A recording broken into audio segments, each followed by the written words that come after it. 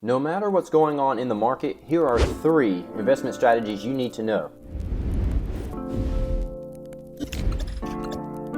Hey everybody, I'm Zach, the Money Nutritionist, and today I really want to talk about 3 investment strategies that are timeless, meaning you can always use them. If you're new to my channel, what you need to know is that I'm a former investment advisor and I currently invest in real estate. So anything you want to know about those 2 subjects, I'm your guy. So make sure to subscribe to the channel below. Now, without further delay, let's go ahead and jump into this topic about 3 timeless investment strategies. Now, I will admit, these are not my own strategies. I've discovered these from tons of reading, and they actually come from Warren Buffett. And you've heard his name spewed everywhere in the media because he's considered the #1 investor of all time. But if you asked Warren Buffett who he thought was the #1 investor, he would say Benjamin Graham. Now, Benjamin Graham is considered the godfather of investment strategy and security analysis, and he was the mentor to Warren Buffett. So if you really want to dig into something that's been used for probably going on 100 years now, then these 2 guys have the go-to answers. When you break down their investment strategy, you can break it down to 3 principles, and that's what I'm going to share with you today. Now, for principle number 1, it's called the margin of safety, and this applies to their investment strategy, which is called value investing. And the whole point of value investing is finding something that is discounted. And when I say something, I mean an investment. So what you want to do is find an investment that is undervalued, meaning it's really worth $200, but you're going to buy it for $100, so you're buying it half off. And it's the same as shopping. Are you going to go shopping for clothes and say, yeah, sell me the clothes that are overpriced? No, you're going to wait and say, when this goes on clearance, I'm buying it immediately. And that's what you're doing with stocks. You're waiting until you find or until they drop in value to a value price that is on discount.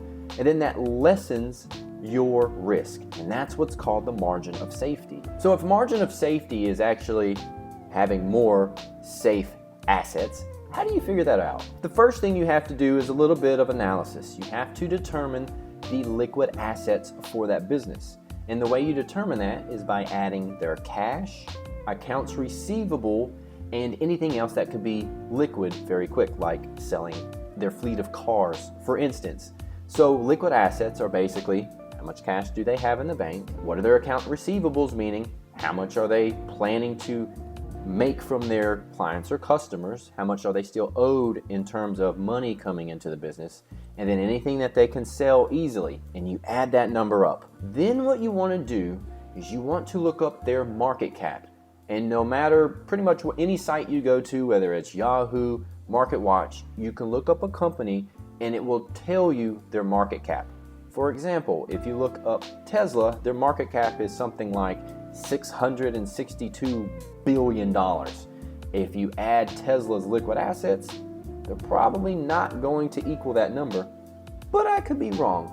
But I'm probably not wrong because Tesla is what we call a growth stock, not really a value stock. So do your digging before you just buy a company to see if you're getting it at a discount, and that's where you will start. Now, if you look right now, stock prices are extremely high, but these companies have more debt than ever, and they have less assets. So the question is, why are they so expensive? And that's because they're overpriced. And if you buy a company stock that is at a value price, that lessens your chance that that stock price is going to go down anymore if there is a stock market correction.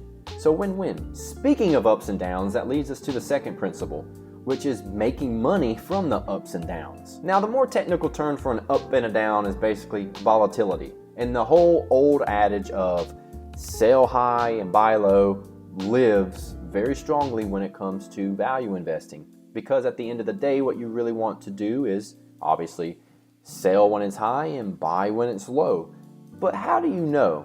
And most people don't know, and it's called timing the market when you try to figure out when it's high or low.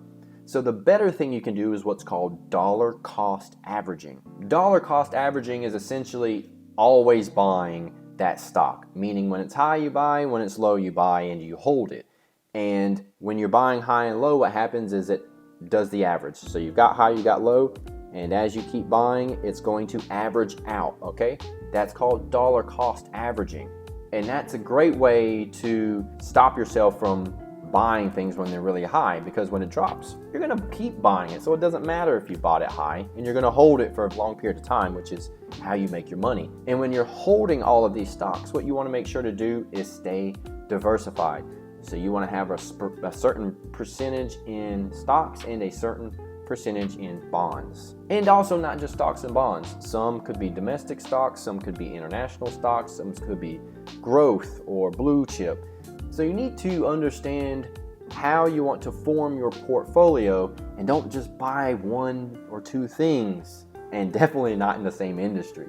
So when it comes to volatility, which is the ups and downs, you want to do dollar cost averaging, hold, and have some diversity. And that goes along with your margin of safety. So where we are right now is you have safer investments that are diversified, and you're buying them continuously and holding them. So by dollar cost averaging, you didn't overpay for anything. So far, so good with the first two principles. Last but not least, when it comes to Benjamin Graham and Warren Buffett, what you need to understand about yourself is your investment style. And that's principle number 3. Now, when I was an investment advisor, the very first thing we would do is go through what's called discovery. And this is discovering who you are and what you want and what your goals and objectives are. But more importantly, when it comes to knowing your investment style, what you need to know is, 1, what's your risk tolerance? Are you a really risky person, or are you not a risky person? That tells you right there how much money you're willing to invest, because you need to be willing to lose all of it. That's how much you should be comfortable investing. Besides risk tolerance, the next thing you need to look at internally is really, are you an active or passive investor? An active investor is someone who wants to look at numbers and stuff all the time, and a passive person is just like, set it and forget it. Just keep buying these stocks. I don't want to look at it. I don't want to know. So figure out, are you more active or are you more passive? And let's just say you don't know your risk tolerance. And let's just say you don't know if you're an active or passive investor.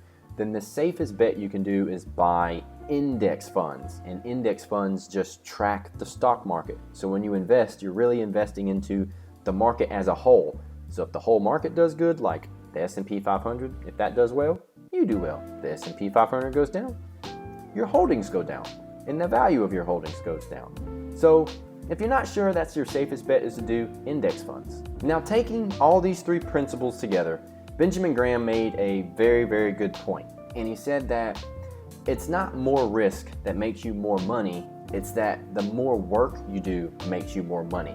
Just take crypto, for instance. There are thousands of altcoins. And if you don't know what altcoins means, that just means any coin that's not a Bitcoin is an altcoin. And there's thousands of them. They're highly risky. Now, does that mean if you buy one of those that you're going to get rich? No, it might be a stupid investment. Why? Because you don't know anything about what you're investing in. Benjamin Graham's point is that if you put in the work, meaning you do the research, you run the numbers, you do the analysis, you are cutting down the risk that you're making when you make that investment. So his point is that you can make a calculated risk so that it's not necessarily the more risk, more money, it's that more work, more money. And I completely agree with that statement. So you can take it for what you want, but there's a big difference between speculators and investors. And speculators are going to say, oh, I like Tesla, people like Tesla, I'm going to buy Tesla, without ever looking at the numbers. That's a speculator. Or saying, ooh, I can never see Walmart going out of business, I'm putting all my money in Walmart, without ever doing any research. That's a speculator.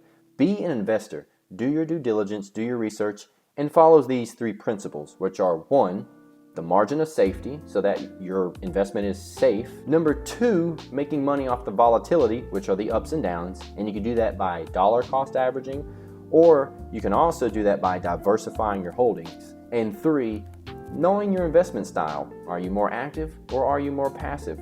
And make sure to do your work before you start spending tons of money.